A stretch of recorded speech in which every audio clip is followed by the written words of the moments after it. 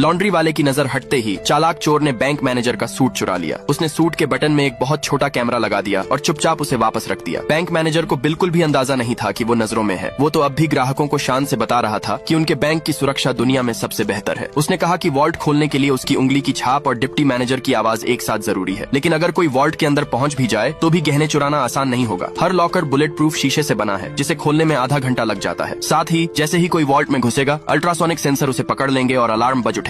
लेकिन जिमी, जो एक माहिर चोर था, पहले से ही पूरी तैयारी कर चुका था। वो और उसका साथी पुलिस की वर्दी पहनकर बैंक की पार्टी में पहुंचे। जिमी ने एक्टिंग करते हुए वाइन का गिलास मैनेजर पर गिरा दिया। सूट साफ करने के बहाने उसने बड़ी चालाकी से कैमरा निकाल लिया। इसके बाद जिमी मैनेजर के पीछे जिम तक गया। मैनेजर के जाते ही उसने वो पतली परत निकाल ली जो उसने पहले हैंडल पर चिपकाई थी। उसी से उसे मैनेजर की फिंगरप्रिंट मिल गए। फिर खास मशीनों की मदद से उसने डिप्टी मैनेजर के मोबाइल में घुसपैठ की और उसकी आवाज रिकॉर्ड कर ली। अब उनके पास उंगली की छाप और आवाज दोनों थे, लेकिन वॉल्ट खोलने का सही वक्त नहीं आया था। इसलिए वो बैंक के पास वाली बिल्डिंग में गए और दीवार को इलेक्ट्रिक आरी से काटना शुरू किया। उन्होंने 10 मीटर मोटी दीवार में 2 छोटे छेद बनाए और उनमें स्टील की पाइप डाल दी। पाइप के सिरों पर लगे कांटे अंदर जाकर दीवार से चिपक गए। फिर उन्होंने रस्सियों को पाइपों से बांधा। हल्का सा खींचते ही 10 टन वजनी सीमेंट का टुकड़ा गिर गया। इस तरह वो उस रास्ते से निकलकर सीधे बैंक के बिजली कंट्रोल रूम में पहुंच गए। वहाँ उन्होंने कैमरों का स्विच ढूंढा और सिस्टम को हैक कर लिया। जब सिक्योरिटी गार्ड्स की शिफ्ट बदली, तब उन्होंने असली कैमरा फुटेज की जगह रिकॉर्डेड वीडियो चला दी। अब बैंक का सुरक्षा सिस्टम कुछ नहीं देख पा रहा था। वो सीधे वॉल्ट के सामने पहुंचे और रिकॉर्ड की गई आवाज और फिंगरप्रिंट का इस्तेमाल करके ताला खोल दिया। जैसे ही वो अंदर गए, अल्ट्रासोनिक सेंसर एक्टिव हो गए और चारों तरफ लाल किरणें फैल गईं। पार्ट 2 के लिए कमेंट करें।